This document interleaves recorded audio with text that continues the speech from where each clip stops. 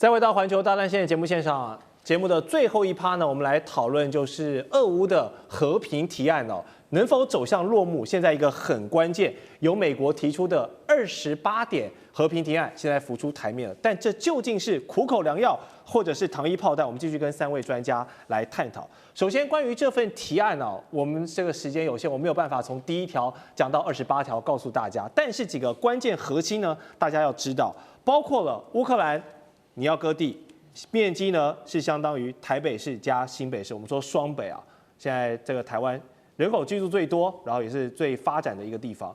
第二，要限武，就是呢，不管是你的军事力量、武装人员，包括乌克兰设定的这个美方，抱歉是美方设定的60万人，还是欧洲希望的80万人，总之就是大概这样的数量。那其次呢，就是最关键的北约这个组织还是没有办法让你乌克兰加入了。所以呢，想当然尔，这份提案是非常具有争议性的。那虽然美国总统川普说这不是最终版本，大家可以就这样的基础上，我们再来小修小改，再来彼此讨论一下。这样的谈判是川普最喜欢做的事情。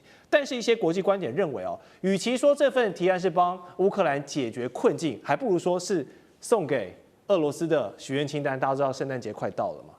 里面非常多，大家觉得说为什么对俄罗斯让步这么多啊？那实在是令乌方难以咽下。那川普却不太满意，他认为说，我都已经帮你到这个份上了，感觉现在基辅跟泽连斯基是有点不知感恩的但真的是这样吗？想问一下蔡委员，如果这一签下去，泽连斯基总统是不是丧国陆权这个标签就变成他的历史定位了？泽连斯基已经不重要了，他什么角色也不重要，有没有上权，有没有辱国，一点重要性都没有了，因为他现在已经是一个破产公司的 CEO， 准备被扫地出门了，你还有什么意义呢？我跟各位讲，这28点和平协议啊，其实就是一个样本，什么样本？破产公司不良资产处理协议。第一个，有3个块土地已经被法拍了顿涅斯克、卢甘斯克、克里米亚已经法拍了权利已经被拿走了，一进入法拍程序，权利就没有了。好，那其他的还有2个，赫尔松。第聂伯罗或者一部分扎波罗热，这正准备进入法拍程序啊。那为什么？因为你破产了。那再来，破产了以后要限制员工人数啊，所以你怎么可以有60万人？对不对？啊，那你破产公司，你还有什么经营公司的权利吗？那当然，出来执行这个破产公司的是债权人，是谁？美国债权人。美国呢，要把你的里面剩下的产值齐了以后，看能不能拿一点回去补偿他的债权损失，建立停损点。可是欧洲不是债权人，欧洲是股东，公司破产了，你继续注资不多，1000亿美元，这什么意思？欧洲你股东啊，你股权赔光，你还讲什么东西？你就拿钱出来，我是债权人，我要捞本回去，合不合理？合理。为什么？这个就是很标准的不良资产处理协议。至于你说你这个 CEO 泽伦斯基，100天内请你滚蛋！你现在是清算人、看守人，爱不爱随你便那你说批评这个什么乌克兰割地，你地是我川普割的吗？早已经进入法拍程序了，你还在讲什么割不割地啊？那你说哎呀，都单方面是俄罗斯说那好，我继续打就在这个案子出来之前，这个。美国的陆军部长好像叫什么 Daniel Drico， 他上了一个报告给泽连斯基，给那个川普，说现在乌克兰2个月以后只有2种结果，要么你有秩序投降，要么你全面崩溃。什么意思？有秩序投降就是重整完成破产程序。什么叫崩溃？啪嚓，由这个债权人随便挖，2种情形随便搬。这2种情形而已这个是不是符合事实？是的，你现在乌克兰只有秩序投降跟全面崩溃，你溃败，你已经没有选择了。是，那你为什么把公司经营成这样子？问你这个伟大的 CEO 然后更觉得这个跟以前的投降或者和平协议都不一样。和平协议开头都会讲说，我们基于安全基于人权基于什么，讲了一大堆有没有然后我们达成什么样的协议等等等等这没有，一开始就直接就不良资产怎么处理？这一块你的，这一块我的。俄罗斯你那3000亿，1000亿拿出来给乌西重建，然后股东欧洲再来1000亿，然后剩下2000亿，俄罗斯要重整要重建乌东，那这个钱还有我美国要分一半，就这么简单。为什么？我重整人啦，我重整人，我要把我的投下去的钱给捞一部分回来啊。当然不可能完全捞回来，他讲那些矿产都是骗人的了哈。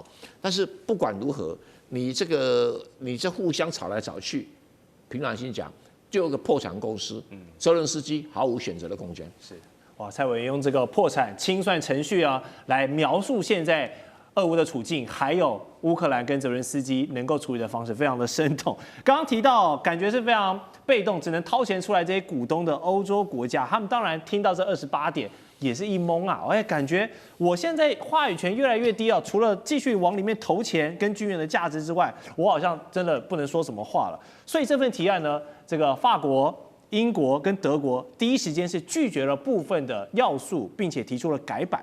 他们认为呢，这个原始提案给俄罗斯太多好处了。好，乌克兰要被限制军力，俄罗斯却受到不对等的对峙啊！战斗民族如果持续的往东扩呢，那我北约的这个心腹大患一直这个问题没有得到治本的保障。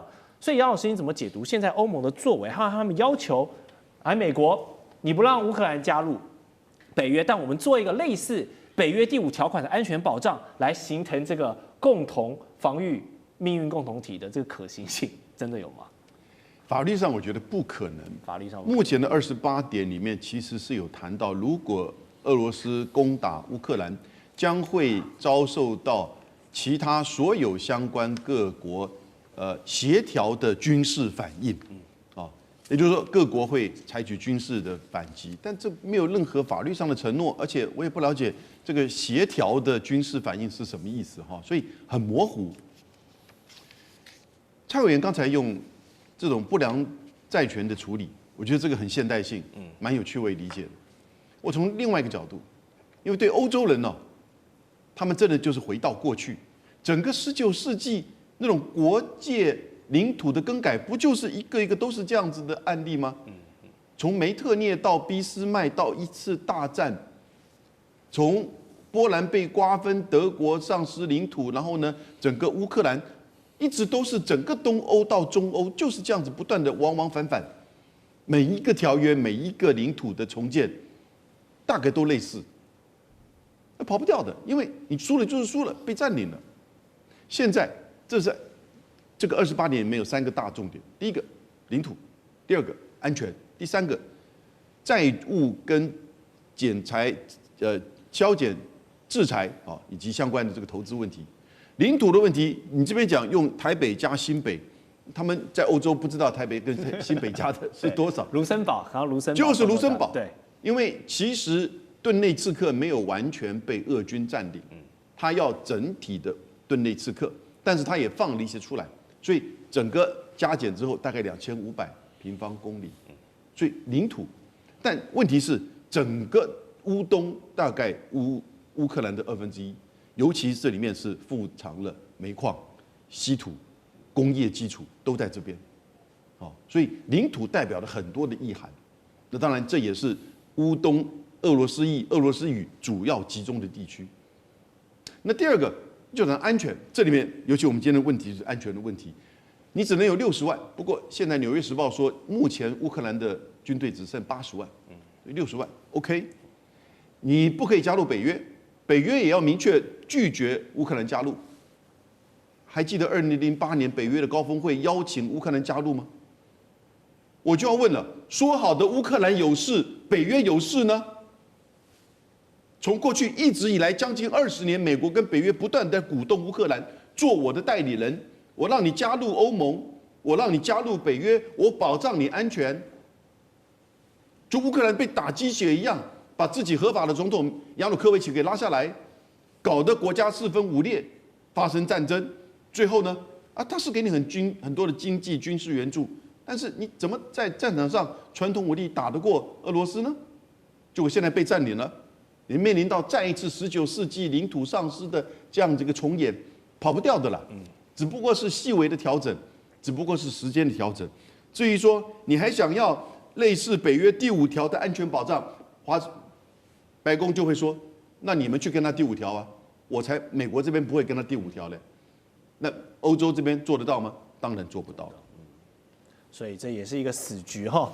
那《经济学人》呢，同样跟杨老师一样，不看好这份和平计划，并且他们是用尖锐的语气示警，说这28个提案一旦落地的话，可能会造成乌克兰更加的脆弱，欧洲的更加分裂，美国也不安全。那么当中唯一的获利者就是俄罗斯了。普利兹新闻奖的得奖作者弗里曼，他甚至形容这简直就是现代版的慕尼黑协定啊。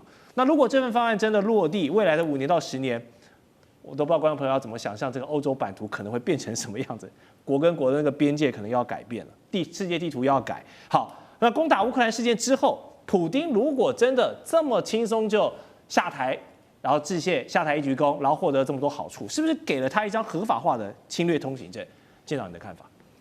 我们来讲到说这个傅里曼讲的这个有关于慕尼黑协定的部分啊，其实就是1938年所有的列强通通同意了德国兼并这个苏台德地的这个部分啊。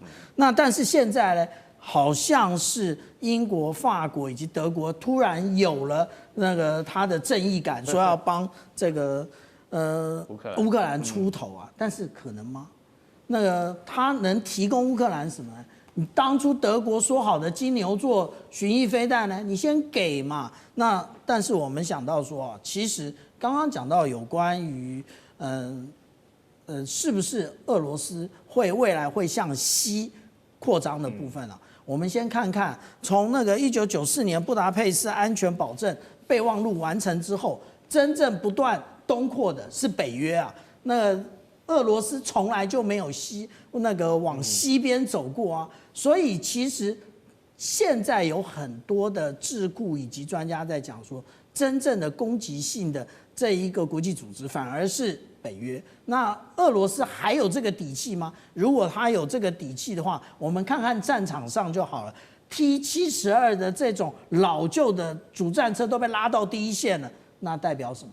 代表他的所有的装备几乎都已经要进出了嘛。那至于说未来是什么，我们就看现在了。我们看到这个库皮扬斯克的部分了，库皮扬斯克几乎等于也要即将陷落。那当然，大家就讲说，小舰长，你讲了1年多的红军城，对，红军城现在被围的怎么样？红军城已经几乎完全陷落，没有陷落的只有一点点地区而已。那但是现在说要割地啊。那其实这个割地，其实这个问题回头就要问泽伦斯基了。当初如果不打这场战争的话，你可能说这4州未来被割出去吗？我们来看啊，卢甘斯克其实他已经全境都已经被打完了，可是顿内茨克没有哦，顿内茨克只有打下了76%，